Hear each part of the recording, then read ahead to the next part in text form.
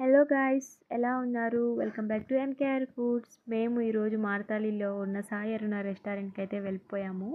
ఇదైతే first time అయితే కాదు, ఆల్రెడీ అయితే ఇక్కడ ట్రై చేస్తున్నాను. Maybe this is fourth time. Food అయితే చాలా బాగుంటుంది గైస్, తినొచ్చు. కంపేర్ టు అదర్ రెస్టారెంట్స్ కొంచెం వర్త్ అనే అనిపించింది. సో మీకు కూడా ఈ రెస్టారెంట్ తెలియాలి అంటే వీడియో చూసేయండి. ఇంకా వెళ్ళి మెనూ తిరిగేసి ఆర్డర్ అయితే ఇచ్చేసాము. వెయిట్ చేసి చేసి చేసి డ్రాగన్ చికెన్ అయితే వచ్చింది.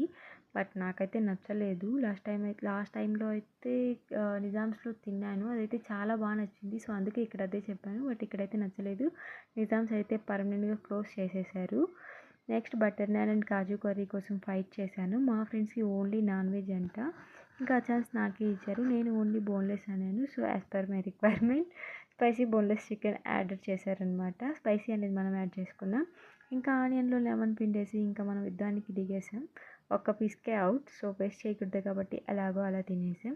అసలు రెస్టారెంట్కి వచ్చి బిర్యానీ తినకపోతే బాగోదు కదా. సో అందుకే మా ఫ్రెండ్స్ ప్రాన్స్ బిర్యానీ ఆర్డర్ చేశారు. నాకైతే చాలా బాగా నచ్చింది గైస్, రియల్లీ.